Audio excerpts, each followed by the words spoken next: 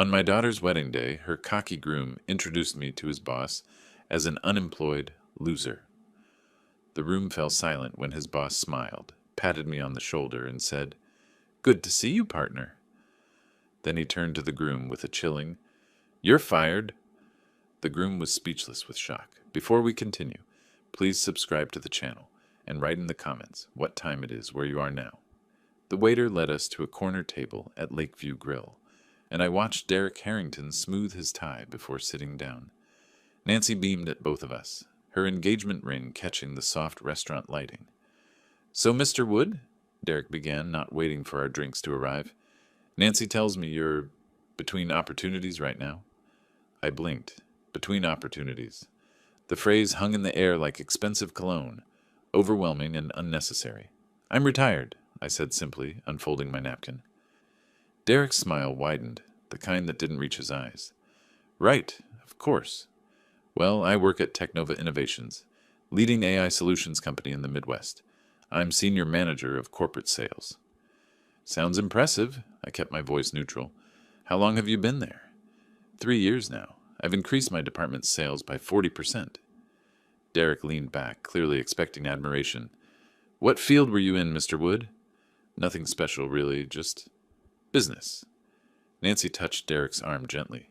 "Dad's being modest. He always says that." Derek nodded knowingly. "I see. Well, the main thing is staying healthy at your age, right? Keeping busy with hobbies." My fingers tightened slightly around my water glass. At my age. The condescension dripped from his words like honey from a broken jar. "Hobbies keep me occupied," I agreed. The waiter appeared, pen ready. Derek ordered the pan-seared salmon with truffle risotto. Nancy chose the herb-crusted chicken. I glanced at the menu briefly. "I'll take the soup and sandwich combo, please." Derek's eyebrows rose fractionally. "The soup special? Dad, are you sure? This is supposed to be celebratory." Nancy's cheeks flushed pink. "Derek, it's fine. Dad likes simple food." Of course, of course." Derek waved his hand dismissively. "Everyone has different budgets. I totally understand." The word budgets landed like a slap. He understood, did he? This 34-year-old middle manager understood my financial situation based on a soup order. "Tell me about Technova," I said, steering the conversation away from my supposed poverty. "What kind of AI solutions?" Derek's chest puffed up visibly. "Cutting-edge stuff. Machine learning algorithms for corporate efficiency, predictive analytics, automated decision trees. We're revolutionizing how businesses operate." "Fascinating. The company's been around long?"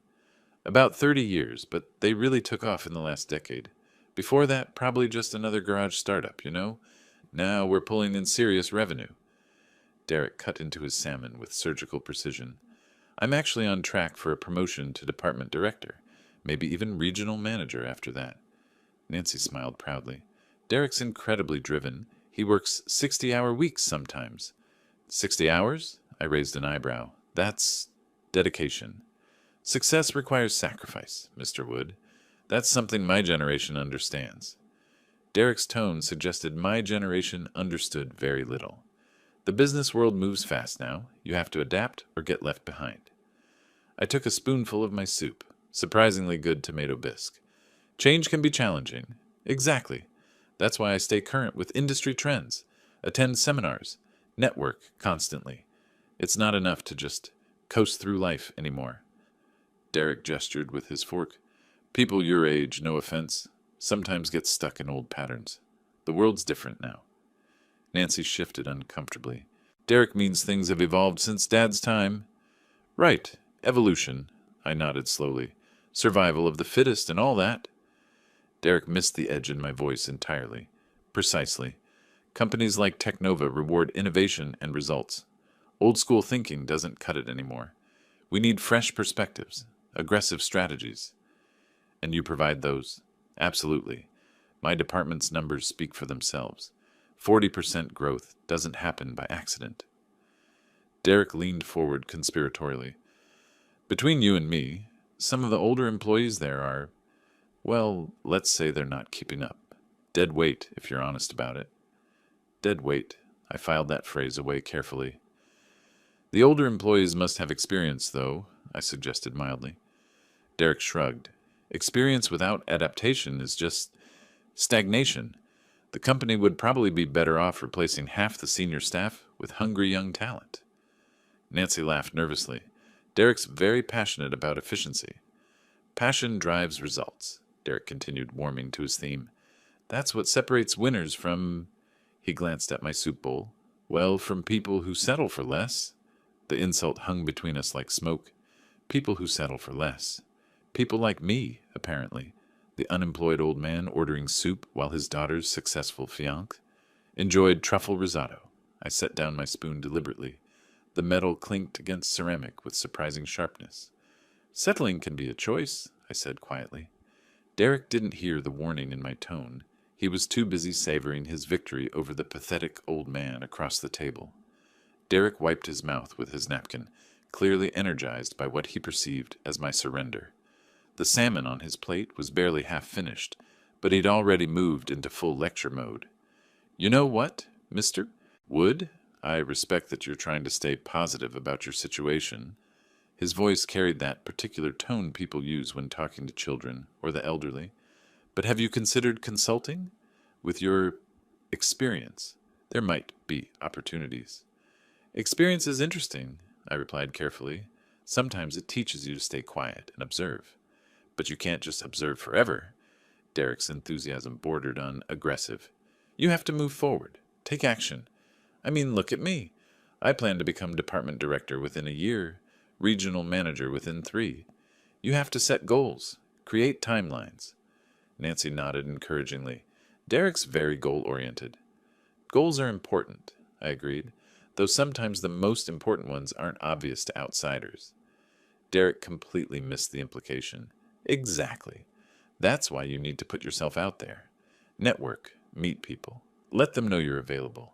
I could introduce you to some contacts if you want. Maybe entry-level positions. Nothing too demanding. Entry-level positions. For me, the irony was so thick I could have served it for dessert. That's very generous, I said. It's about giving back, you know? Helping those less fortunate.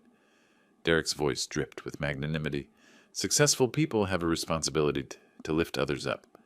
Nancy beamed at him. See, Dad? Derek really cares about people. Oh, I can tell. I took a sip of water. Your compassion is quite evident. Derek preened under what he took as praise. It's not about the money for me, Mr. Wood. Don't get me wrong, the 6-figure salary's nice, but it's about making a difference, building something meaningful. 6 figures. He said it like he was announcing the cure for cancer. Building something meaningful, I repeated, like Technova itself was built? Well, sure, but that was different. The founders back then were just lucky, I guess. Right place, right time. The real innovation is happening now, with people like me pushing the envelope. Lucky.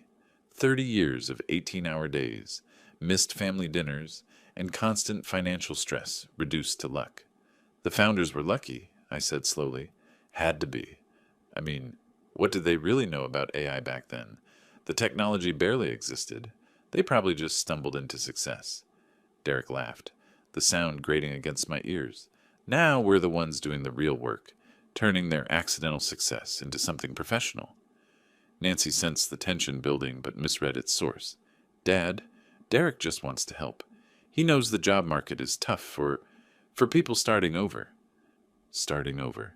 As if my entire career had been erased, leaving me to begin again from scratch like a college graduate. Starting over can be liberating, I said, my voice carefully controlled.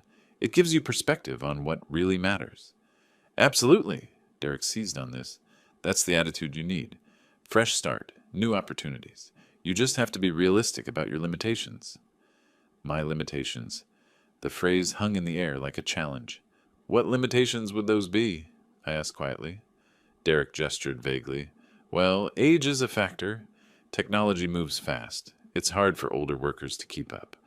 Plus, most companies want people who can grow with them long-term. Long-term growth, I mused. Like 30 years?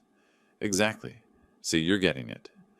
Derek was pleased with his student's progress. Though obviously, starting at your age, you're looking at maybe 5-10 years a maximum before retirement. Companies invest in futures, not... He caught himself. Not what? Not short-term situations, he finished lamely. Nancy reached across the table toward my hand. Dad, maybe we should talk about something else. But Derek was on a roll now, his voice growing more passionate. The thing is, Mr. Wood, the business world rewards drive and ambition. It's not enough to just show up anymore. You need vision, innovation, the ability to disrupt existing paradigms. Disrupt paradigms, I echoed. Right, like what I'm doing at Technova. The old guard there, they're stuck in outdated methodologies. They think because they've been around since the beginning, they know everything. But markets evolve, customer needs change. Sometimes you have to tear down the old systems to build something better. Tear down the old systems, built by lucky founders who stumbled into success. I placed my napkin on the table with deliberate precision. The gesture was quiet, but something in it made Derek pause mid-sentence. Excuse me, I said, standing up. I think I need some air. Dad? Nancy's voice carried genuine concern. Are you okay? Just tired, I replied, pulling out my wallet. I placed $40 on the table, enough to cover my soup and sandwich, plus tip. This should handle my portion. Derek's eyes widened slightly at the cash. Mr. Wood, you don't have to. I insist. I straightened my jacket. Thank you for dinner, and for the career advice. Nancy half rose from her chair. Dad, please don't leave. Derek meant exactly what he said. I looked directly at my daughter's fiancé, and I heard every word. The drive from downtown Chicago to my house in Evanston gave me 45 minutes to process what had just happened. Derek's words echoed in my mind with each mile. Lucky founders, dead weight, starting over at your age. By the time I pulled into my driveway, the initial anger had crystallized into something much more dangerous. Cold, calculated purpose. I unlocked the front door and headed straight to my study. This room was my sanctuary, carefully arranged to tell the real story of my life. The story Derek Harrington had no idea existed. The walls were lined with framed photographs and awards that I kept hidden from casual visitors. Technova's incorporation papers from 1995, signed by Walter Klein and myself. Photos from our first successful product launch. Industry recognition awards spanning 3 decades. The Forbes article from 2018 calling me the quiet revolutionary of AI innovation. I sank into my leather chair and stared at the photograph on my desk. Walter and me in that cramped garage where it all began. We looked so young, so determined. 30 years old and absolutely convinced we could change the world. We'd been right. I picked up my phone and dialed Walter's number. He answered on the second ring, as always. Porter, how was dinner with the future son-in-law? Enlightening, I said carefully. How are things at the company? Same as always when you're not here. Chaos and confusion. Walter's laugh was warm. Seriously, though, everything's running smoothly. The quarterly reports look excellent. When are you coming back from this retirement experiment? Still enjoying the break, old friend. Well, enjoy it while you can. Derek Harrington in sales has been making noise about wanting more responsibility. Kid's ambitious, I'll give him that. My hand tightened on the phone. Derek Harrington? You know him? Senior sales manager, been with us 3 years. Actually has some decent ideas, but he's got that hungry look that makes me nervous. Keeps talking about modernizing our approach and disrupting outdated paradigms. Disrupting outdated paradigms. The same phrase he'd used an hour ago. What kind of disruption? I asked. Oh, the usual young hotshot stuff. Thinks the company would be more efficient without so much legacy thinking. Wants to restructure departments, bring in fresh talent. Yesterday he suggested we might be carrying too much senior dead weight. Senior dead weight, there it was again. Interesting perspective, I managed. Between you and me, Porter, I think he sees himself running this place someday. Can't decide if that's admirable ambition or dangerous arrogance. I stared at the photograph of our garage startup days. Maybe both. Probably. Anyway, his sales numbers are solid, so I can't complain too much. The board loves him. Walter paused. You sure you don't want to come back? I miss having someone around who remembers why we started this company. I remember perfectly, I said quietly. That's exactly why I'm staying away a little longer. After hanging up, I opened my laptop and pulled up Technova's latest financial statements. 30 years of growth, innovation, and careful stewardship. Annual revenue now approaching $200 million. Over 800 employees across 4 states. all of it dismissed by Derek Harrington as lucky stumbling. I leaned back in my chair and smiled for the first time all evening. Derek wanted to disrupt paradigms. He wanted to eliminate dead weight. Perfect. I'd give him exactly what he was asking for. The wedding was scheduled for June 15th. 4 months to let Derek continue believing he'd correctly assessed my worth. 4 months to watch him display his true character to Nancy, to the family, to everyone who mattered. 4 months to plan the most educational experience of his arrogant young life. I pulled out a legal pad and began making notes. Derek's comments about the founders, his dismissal of experienced employees, his condescending advice about entry-level positions. Every insult, every assumption, every moment of casual cruelty needed to be remembered and addressed. The man wanted to tear down old systems and build something better? Excellent. I'd let him try. I picked up the garage photograph again, studying Walter's younger face beside mine. We'd built Technova with our bare hands, sacrificing everything for a vision that seemed impossible to everyone else. We'd earned every success, survived every failure, and created something that outlasted the predictions of every expert who'd written us off. Derek Harrington thought experience without adaptation was stagnation. Soon he'd learn what 3 decades of adaptation looked like when it was directed at a very specific target. I closed the laptop and headed upstairs, already planning tomorrow's activities. I had a persona to maintain, a deception to perfect, and a lesson to prepare. Derek wanted to see what happened when successful people helped those less fortunate. He was about to find out. 2 weeks had passed since that illuminating dinner. I'd spent the time exactly as Derek would expect, reading newspapers on my front porch, tending my small garden, playing the role of the aimless retiree perfectly. When I heard the car pull into my driveway that Tuesday afternoon, I was ready. Through my living room window, I watched Derek emerge from his BMW, straightening his expensive suit jacket. Nancy bounded up my front steps with obvious excitement, clutching what could only be wedding invitations. "Dad!" She practically burst through my front door. "We have something wonderful to show you." Derek followed more slowly, his eyes already scanning my modest home with that familiar expression of polite disappointment. The furniture was comfortable but not expensive. The decorations tasteful but unremarkable. Perfect for maintaining my carefully crafted image. "Mr. Wood," Derek's handshake was firm but brief, "hope we're not interrupting your afternoon activities." Afternoon activities. As if I spent my days watching television and napping. "Not at all," I replied cheerfully. "What brings you both here?" Nancy produced an elegant cream envelope with flourishes that probably cost more than my monthly grocery budget. "The official wedding invitation. You're the first person to see it." I opened it carefully, admiring the calligraphy and heavy cardstock. "This is beautiful, sweetheart. June 15th. Lakeshore Country Club. Very elegant." "Derek chose the venue," Nancy said proudly. "It's where all the important Technova events are held." Derek puffed up slightly. "Location matters for occasions like this.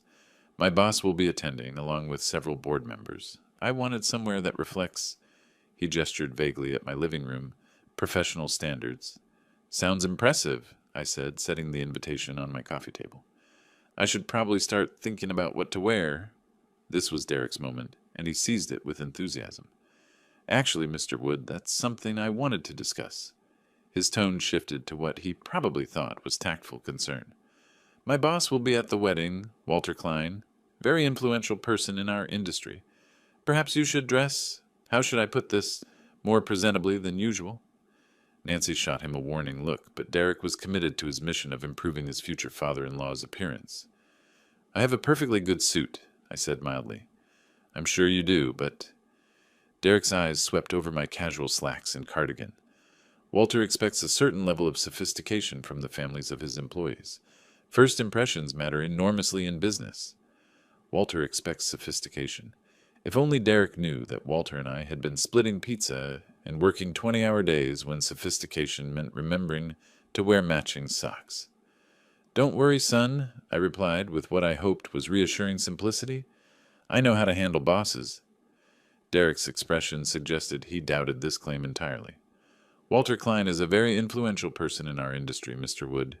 He's built Technova from nothing into a major corporation. Men like that notice everything: how you dress, how you speak, how you carry yourself. Built from nothing. Walter would appreciate that description, considering we'd literally started with nothing but determination and credit card debt. Really? I kept my voice carefully neutral. It'll be interesting to meet him. Something in my tone must have struck Derek as insufficiently odd, because he leaned forward earnestly. Mr. Wood, I'm not trying to be difficult, but this wedding represents my professional future, too. Walter's opinion of my family connections could affect my career trajectory. I need everyone to make the right impression. The right impression? Translation: I needed to look successful enough to reflect well on Derek, but not so successful as to overshadow him. What kind of impression are you hoping for? I asked. Respectable, conservative, someone who understands the value of hard work and traditional values. Derek's voice carried the patronizing tone of someone explaining simple concepts to a slow child. Walter appreciates people who've earned their place through dedication and merit. Earned their place through dedication and merit. Like spending 30 years building a company from scratch, perhaps? Nancy sensed the undercurrent of tension. Dad, maybe we should look at your suit together. I could help you pick out a nice tie. That's very thoughtful, dear. I smiled at my daughter, genuinely touched by her attempt to bridge the gap between her father and fiancé. I'm sure I can find something appropriate. Derek wasn't quite finished with his improvement project. The important thing is projecting dignity, Mr. Wood. Walter has very traditional ideas about family values and personal responsibility. He believes people should present themselves with pride, regardless of their circumstances. Regardless of their circumstances. The phrase hung in the air like an elegant insult, wrapped in silk and tied with good intentions.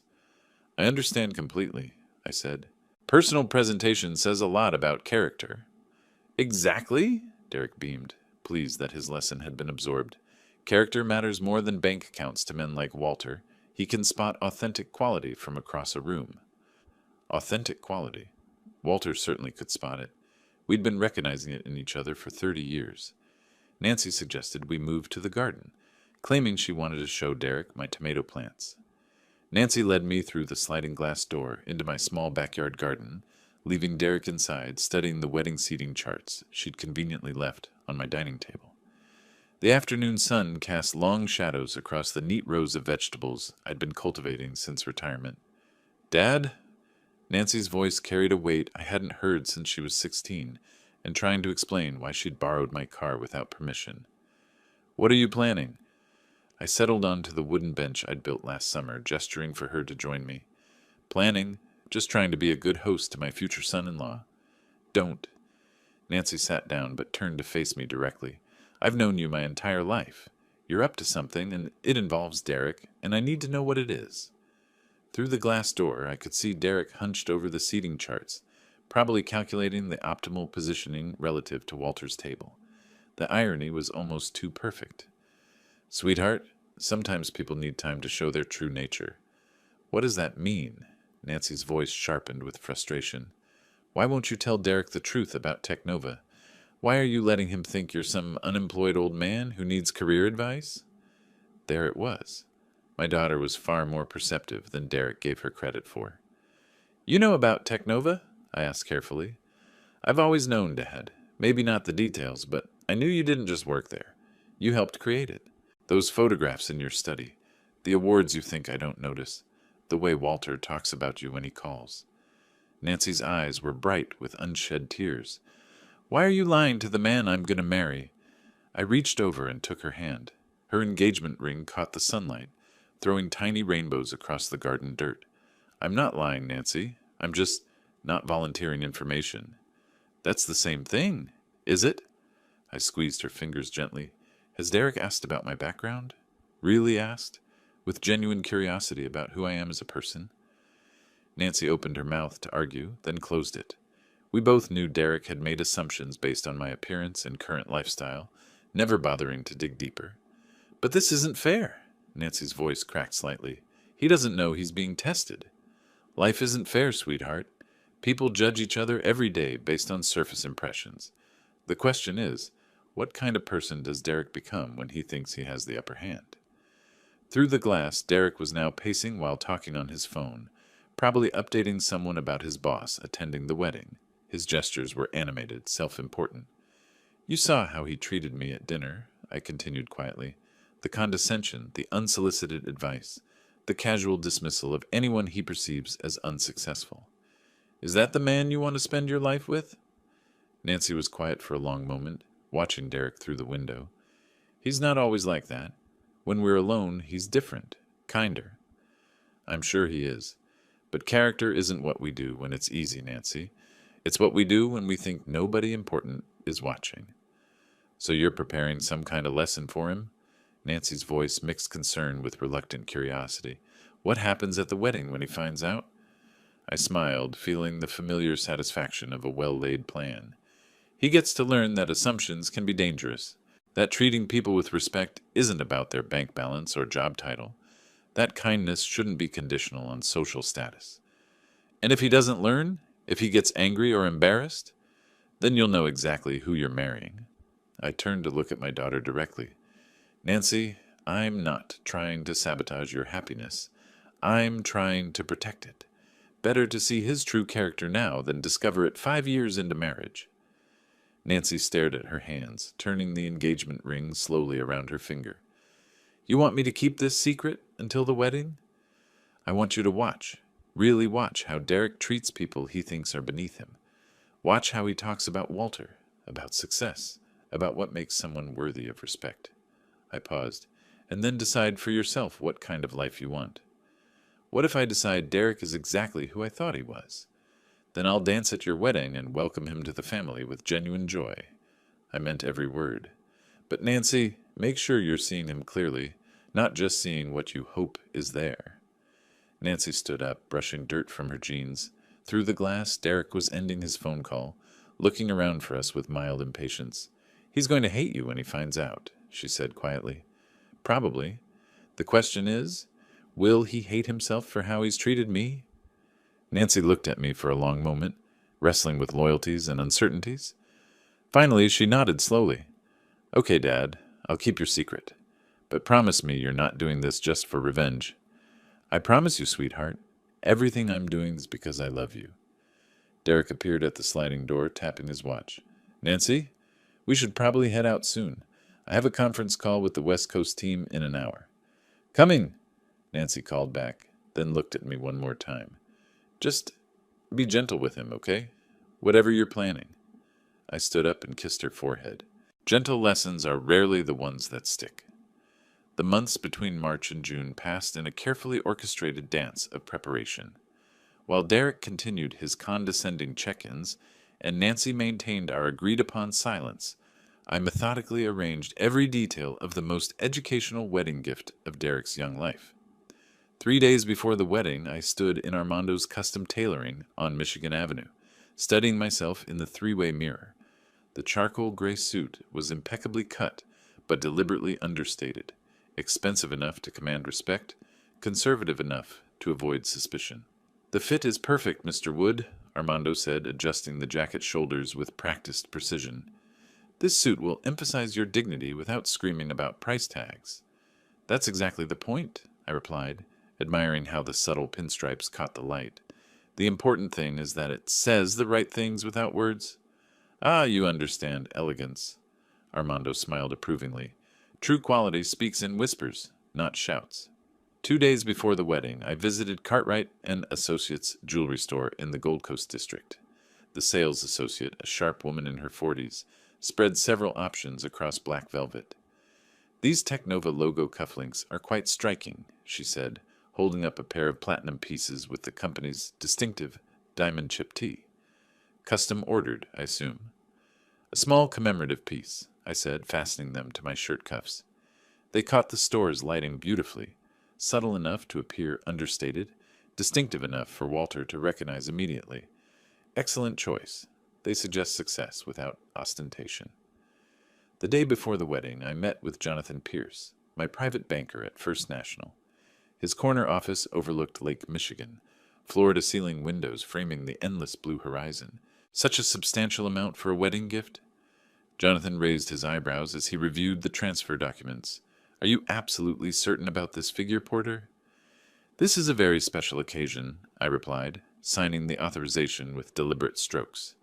My daughter deserves the finest wedding gift possible. $50,000 is certainly generous, even by your standards. Jonathan processed the paperwork efficiently.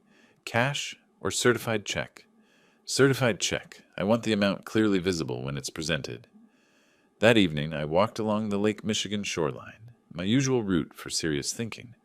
The water stretched endlessly eastward, its surface rippling with late afternoon sunlight. Tomorrow's rehearsal dinner would begin the final act of Derek's education. I thought about Walter's likely reaction when he spotted the Technova cufflinks. Walter had suggested those exact cufflinks as company gifts 3 years ago. He'd remember them instantly. The moment of recognition would be worth 30 years of patience. Derek had spent months preparing his boss for the wedding of a hard-working employee to the daughter of an unfortunate old man. Walter would arrive expecting to make polite conversation with Derek's down-on-his-luck future father-in-law, perhaps offer some charitable words about the dignity of honest labor. Instead, he'd discover his co-founder sitting at the family table, wearing their company logo and writing wedding checks that exceeded Derek's annual salary. I stopped walking and stared out at the horizon. The lake was calm today, its surface like glass. Tomorrow would bring storms, but sometimes storms were necessary to clear the air. My phone buzzed with a text from Nancy. Rehearsal dinner tomorrow at 6 p.m. Derek's very excited about you meeting Walter. Still time to change your mind about this, Dad. I typed back, looking forward to it, sweetheart. Everything will work out exactly as it should. Which was true. Derek would get exactly what he'd been asking for, a chance to show his true character in front of the people who mattered most. He'd demonstrate his values, his priorities, his definition of human worth. The only difference would be the audience's reaction. I turned and headed back toward my car, feeling the satisfaction of a plan approaching perfect execution. Tomorrow night, Derek would discover that assumptions could be expensive. By Sunday, he'd learn that respect shouldn't be conditional on perceived social status. The gentle waves lapped against the shore behind me, steady and inexorable as time itself. The Drake Hotel's marble lobby gleamed under crystal chandeliers as I walked through the revolving doors, my reflection multiplying in polished surfaces. 20 minutes earlier, I'd driven from Evanston with the satisfaction of a chess player preparing checkmate. Tomorrow would bring revelation, but tonight offered one final opportunity to observe Derek's character. The rehearsal was set in the hotel's small chapel, an intimate space with mahogany pews and stained glass windows overlooking Michigan Avenue. Nancy stood near the altar in her rehearsal dress, radiant despite the tension I could read in her shoulders. She caught my eye and offered a nervous smile, the look of someone keeping a significant secret. Derek emerged from a cluster of his Technova colleagues, straightening his tie with the self-important gesture I'd grown to recognize. His voice carried across the chapel as he spotted me. "Everyone, I'd like you to meet Nancy's father." Derek's tone held that familiar condescension, amplified by the presence of his professional audience. "This is Porter Wood, a retiree, lives modestly in Evanston." Lives modestly. The phrase hung in the air like expensive incense, meant to establish social hierarchy for his colleagues' benefit. "Pleasure to meet you, Mr. Wood," said a woman in an expensive blazer. "Derek's told us you're enjoying retirement." "Very much so," I replied, shaking her hand, "though retirement can be educational." Derek's colleagues nodded politely, their interest already waning. In their world, retirees were background noise, pleasant enough, but irrelevant to serious conversation. "Dad has simple tastes," Derek continued, his voice carrying just enough volume for nearby guests to overhear. "Nothing wrong with that, of course. Different generations, different expectations." Different expectations. I felt my jaw tighten slightly, the first crack in my carefully maintained composure. "Derek," I said quietly, "be careful with judgments. Tomorrow might bring surprises." He laughed, the sound carrying more confidence than wisdom. "Mr. Wood, you don't need to lecture me about people. I read character professionally. It's essential in sales." "We'll see." The two words dropped between us like stones into still water. Something in my tone made Derek pause, but his colleagues were watching, and backing down would damage his carefully constructed image. What I mean is, Derek pressed on, success leaves clear indicators. How someone dresses, where they live, what they drive. These things reveal priorities and capabilities. Interesting theory. It's not theory, it's observation. Take Walter Klein, my boss, arriving tomorrow. You can spot his quality from across a room. That's earned respect, not accident. Earned respect. Walter would find that description amusing, considering we'd earned our respect together, sleeping on office floors and living on pizza for 3 years. Nancy moved closer, sensing danger. Maybe we should focus on tomorrow's ceremony? But Derek was warming to his theme, emboldened by his audience. The point is, Mr. Wood, that character shows in choices. Walter chose excellence at every step. Others, he gestured vaguely in my direction, others choose comfort over achievement. Comfort over achievement. The insult was precise, surgical, designed to wound without seeming overtly cruel. You're very confident in your assessments, I said, my voice carrying the first edge of steel. Confidence comes from accuracy. I've never misjudged someone's capabilities. Derek's smile suggested he'd just won an important point. Never? Not once. People reveal themselves quickly if you know what to look for. I stood up slowly, feeling the weight of 4 months' patience crystallizing into cold purpose. The chapel fell quiet, conversations pausing as guests sensed approaching conflict. Derek, you're absolutely right about one thing, I said, buttoning my jacket with deliberate care. Character does show in choices. Exactly my point. Tomorrow you'll have several opportunities to demonstrate yours. Derek's confidence flickered slightly. What's that supposed to mean? It means, I said, walking toward the chapel exit, that assumptions can be expensive, especially when they're made in front of people who matter. Mr. Wood, I don't appreciate... Good night, Derek. I paused at the chapel door, looking back at the assembled guests. Enjoy your rehearsal. Tomorrow promises to be... memorable. Nancy started after me. Dad, wait. See you tomorrow, sweetheart. Everything will be exactly as it should be. I walked through the hotel lobby with measured steps, past the doorman's respectful nod, into the cool Chicago evening. Behind me, I could hear Derek's voice resuming its confident pitch, probably explaining my departure to his colleagues, as evidence of an old man's fragile ego. Let him talk. Tomorrow morning, those same colleagues would witness the most educational experience of Derek Harrington's professional life. My car was waiting in the hotel's circular drive. As I settled behind the wheel, I caught a glimpse of the chapel through the hotel's windows. Derek gesturing animatedly, Nancy watching the door where I'd disappeared, the wedding party resuming their positions. Tomorrow would bring justice. Tonight brought the sweet anticipation of a plan, reaching perfect fruition. The drive from downtown Chicago to Evanston gave me 30 minutes to transform the sharp anger of confrontation into the calm determination of justice. By the time I pulled into my driveway, Derek's latest insults had crystallized into final confirmation that tomorrow's lesson was not just justified, it was necessary. I sat in my darkened car for a moment, staring at my modest house. 4 months ago, Derek had dismissed this same home as evidence of my failure. Tomorrow, he'd learn that success wasn't always displayed in mansion size or luxury car brands. Inside, I went straight to my study and opened the laptop. Walter had sent an email earlier. Looking forward to meeting your future son-in-law tomorrow. Derek sounds like an ambitious young man. Ambitious. That was one word for it. I typed back, Tomorrow you'll meet someone very interesting at the wedding, Walter. His response came within minutes. Who would that be? My future son-in-law. I think you'll have much to discuss about character and professional development. Intriguing. Should I be prepared for anything specific? Just be yourself, old friend. Your natural wisdom will be sufficient. I closed the laptop and moved to my bedroom, where tomorrow's wedding outfit hung perfectly pressed. The charcoal suit looked dignified but unremarkable, exactly the impression I wanted until the moment of revelation. The Technova cufflinks sat in their velvet box, waiting to catch Walter's attention at precisely the right moment. From my desk drawer, I retrieved the certified check I picked up yesterday. $50,000 made out to Nancy and Derek Harrington.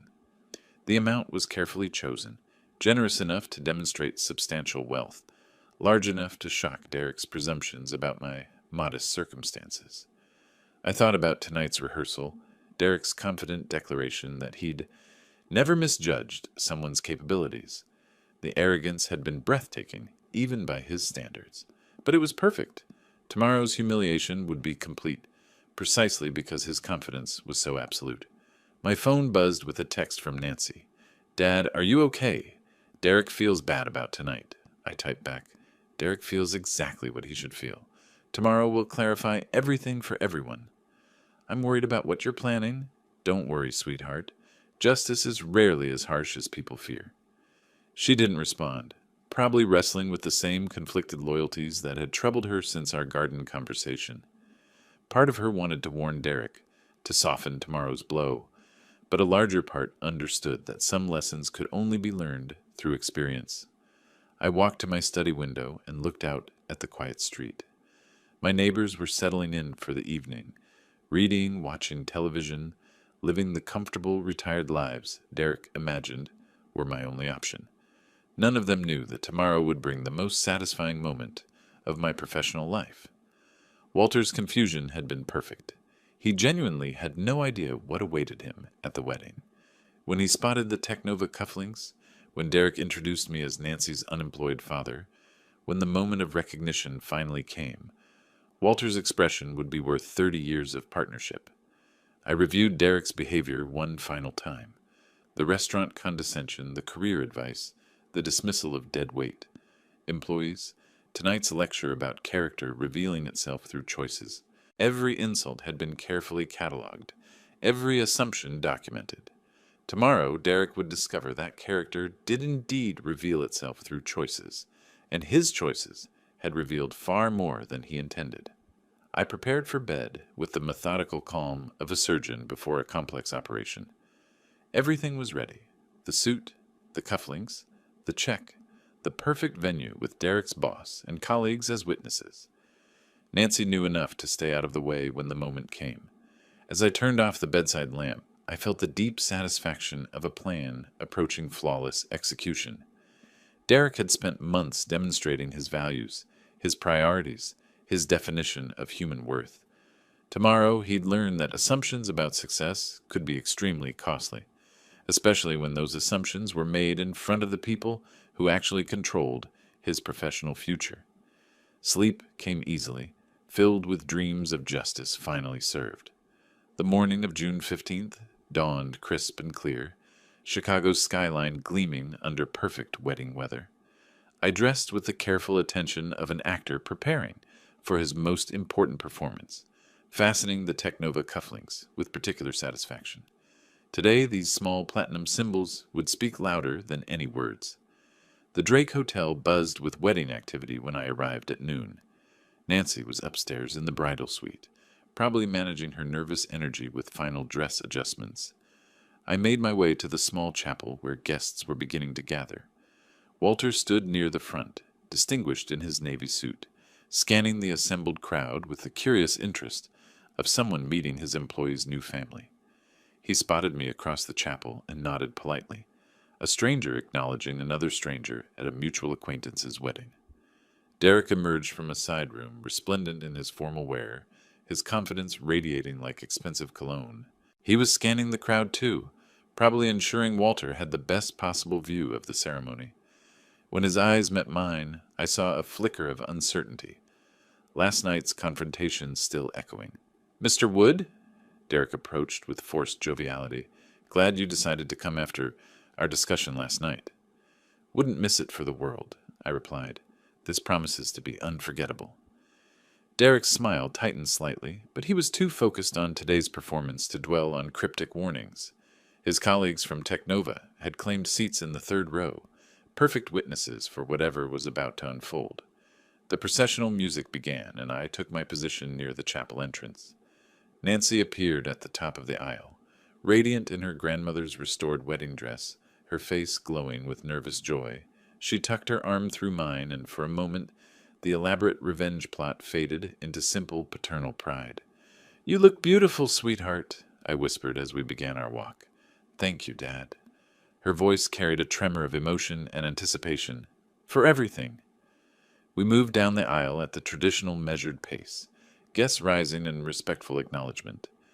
Derek stood at the altar, his eyes fixed on Nancy with genuine affection that reminded me why she'd fallen in love with him. Walter watched from his front row seat, probably calculating the appropriate level of enthusiasm for his employee's wedding.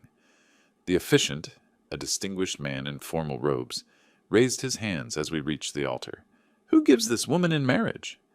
"I do," I said clearly, my voice carrying to every corner of the chapel. "Her father, with great love and hope for her happiness." Nancy squeezed my hand before releasing it, and I formally placed her hand in Derek's. For a moment, the three of us stood together, father, daughter, and son-in-law, while the chapel watched in reverent silence. "Be happy, dear," I whispered to Nancy, kissing her cheek before taking my seat in the front row. The ceremony proceeded with traditional dignity. Derek and Nancy exchanged vows with obvious sincerity, their words carrying genuine emotion despite the undercurrents of tension. I found myself genuinely moved by their declarations of love and commitment, even as I anticipated the education that would follow. Walter sat 2 seats away, occasionally glancing in my direction with polite curiosity. Soon enough, that curiosity would transform into something far more interesting. The officiant pronounced them husband and wife, and Derek kissed Nancy with the enthusiasm of a man who believed his future was perfectly secure. The chapel erupted in applause, guests rising to celebrate the new couple as wedding bells chimed from the hotel's sound system. As the recessional began, I noticed Derek scanning the crowd again, his eyes finding Walter with obvious satisfaction. He'd successfully married the woman he loved in front of his professional mentor, having navigated the potential embarrassment of his unemployed father-in-law without incident. The receiving line formed in the chapel's vestibule, guests offering congratulations as Nancy and Derek beamed with newlywed joy. I positioned myself appropriately as father of the bride, accepting well wishes and compliments about the beautiful ceremony. Derek was in his element now, introducing Nancy to his colleagues with obvious pride. "My wife," he kept saying, savoring the new title. His confidence had returned completely, last night's confrontation forgotten in the glow of wedding success.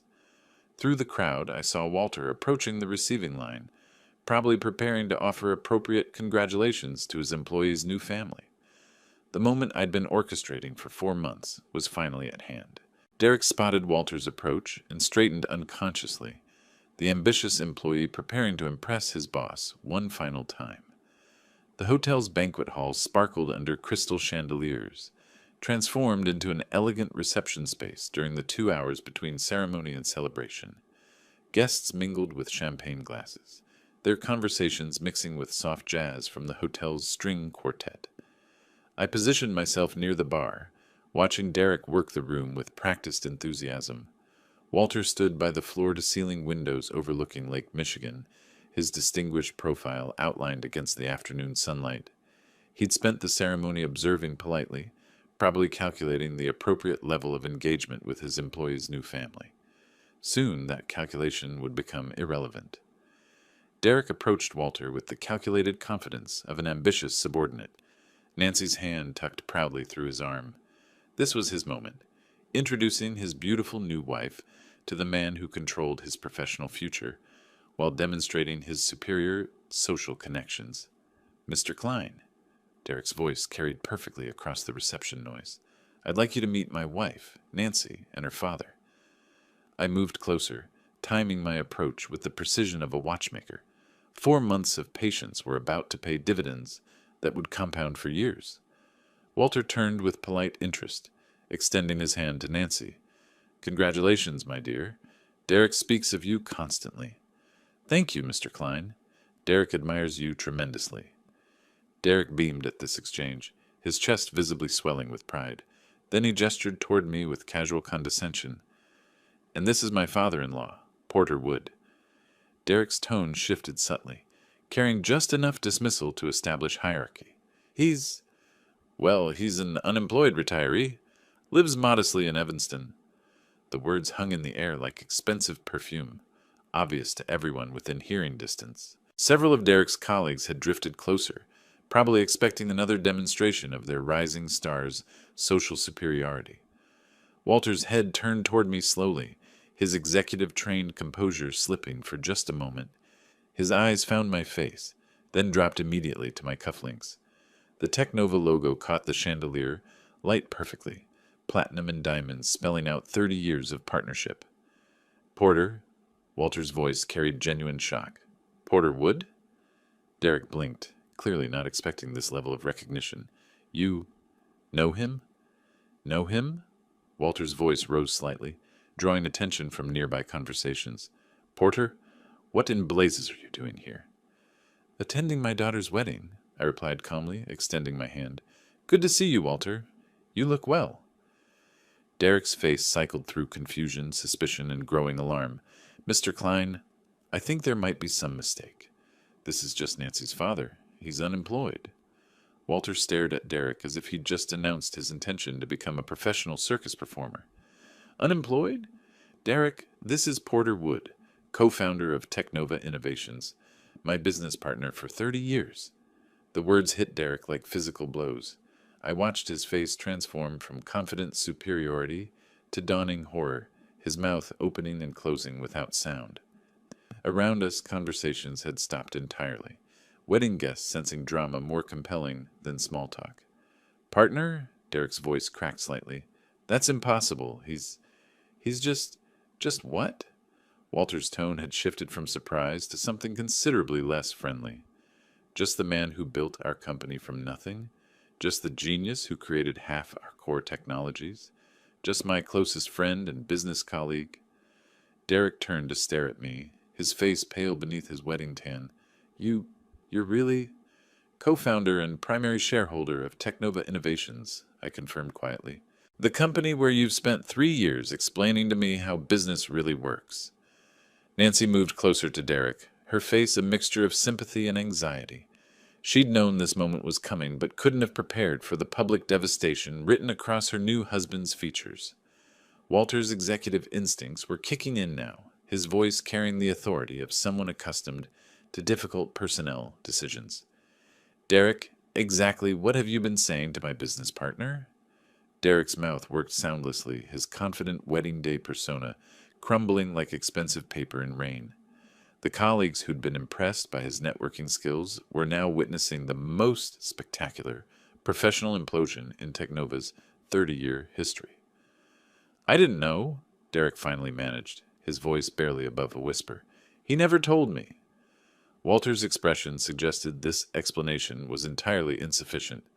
Derek's face had gone from wedding day glow to surgical suite pallor in less than 30 seconds. Around us, the reception had transformed from elegant celebration to riveting spectacle, guests forming a loose circle around our group, like spectators at an unexpected street performance. Mr. Klein, please, I didn't know. Derek's voice carried the desperation of a man watching his career evaporate in real time. He never told me he worked at Technova. Worked at? Walter's eyebrows rose with dangerous calm. Derek, Porter doesn't work at Technova. Porter is Technova. Half the patents on our core technologies bear his signature. The information hit Derek like successive physical blows. I could almost see him calculating the full scope of his mistake. Every condescending comment, every piece of unsolicited advice, every moment of casual dismissal playing back in devastating clarity. I can explain everything! Derek's voice cracked as he turned between Walter and me with frantic energy. There's been a misunderstanding! The only misunderstanding, Walter's voice had acquired the steel that made him formidable in boardroom negotiations, is how my senior sales manager could treat my business partner like a charity case for 4 months without anyone telling me. Nancy moved protectively toward Derek, her wedding dress rustling against the growing tension. Mr. Klein, Derek honestly didn't know. Dad never mentioned the company connection. Your father shouldn't have needed to mention it, Walter replied, his attention fixed on Derek with laser intensity. Basic human respect isn't conditional on someone's job title or bank balance. Derek was spiraling now, his hands gesturing wildly as words tumbled out without coherent structure. The thing is, Mr. Klein, I always treat people with respect. Always. I was just trying to help, offering guidance, career advice. Career advice? Walter's voice could have frozen the champagne. You offered career advice to the man who created your job? The nearby guests were no longer pretending to have other conversations. Derek's Technova colleagues stood frozen, probably calculating their own professional distances from the unfolding disaster. The hotel staff had quietly positioned themselves around the perimeter, uncertain whether to intervene or simply document the entertainment. Derek, Walter continued with the methodical precision of an experienced executioner, explain to me how someone demonstrates respect by calling their business partner unemployed, dead weight. Derek's eyes widened with pure panic. I never said that. I would never. Monday morning, Walter's voice cut through Derek's protests like a surgical blade. You can explain your definition of respect to human resources. You can also start looking for new employment. No! Derek's composure shattered completely. Mr. Klein, please. This is my wedding day. I made a mistake, but I can fix this. The mistake, Walter replied coldly, was mine, for promoting someone who judges people by their appearance rather than their character. Derek's face had progressed from pale to gray, his breathing shallow and rapid. Nancy reached for his arm, but he was too far gone in panic to notice comfort. Around us, the wedding reception had become a cautionary tale about the dangers of assumptions. There has to be something I can do, Derek pleaded, his voice breaking like an adolescent's. Some way to make this right. I'll apologize publicly, take a demotion, anything. Walter looked at Derek with the expression of someone discovering mold in expensive wine. You'll apologize to Porter, certainly. Whether that changes anything remains to be seen. Derek's head snapped toward me with desperate hope, his eyes wide with the kind of panic reserved for people watching everything they'd worked for disappear simultaneously. The confident young executive who'd lectured me about business success had been replaced by someone who looked like he might collapse at any moment. Mr. Wood, Porter, please. Derek's voice trembled with genuine terror. I know I made mistakes, but I can learn. I can change. Please don't let him destroy my career. The moment hung between us like a sword, sharp and gleaming and ready to fall. Derek stood before me with his entire future balanced on the edge of my next words, his face a study in absolute desperation. Nancy watched with tears threatening her wedding makeup, torn between the two men she loved most. Walter waited with the patient intensity of someone prepared to execute a professional death sentence. The wedding guests formed a silent amphitheater around us, their champagne glasses forgotten as they witnessed a moment that would be discussed at Chicago social events for years to come. Walter, I said quietly, my voice carrying clearly in the hushed banquet hall. Wait. Walter's eyebrows rose slightly, but he remained silent, deferring to his partner's judgment as he had for 3 decades. I looked at Derek, seeing not the arrogant young man who'd condescended to me for months, but someone who'd just learned the most expensive lesson of his professional life. His hands trembled slightly as he waited for my verdict. Derek, I said, keeping my voice gentle but firm, look at me. He raised his eyes, and I saw genuine remorse there. Not just fear for his career, but actual understanding of what he'd done wrong. I accept your apology, I continued, watching relief flood his features, but I have one condition for my forgiveness. Anything, Derek whispered. Absolutely anything. Never again judge someone's worth by the size of their paycheck or the label on their clothes. I paused, letting the words sink in. Character isn't measured in dollar signs, and respect shouldn't depend on bank statements. Derek nodded vigorously, tears of relief and genuine remorse mixing in his eyes. I understand. I promise. I've learned my lesson. I turned to Walter, who was watching our exchange with the careful attention of someone evaluating a critical business decision.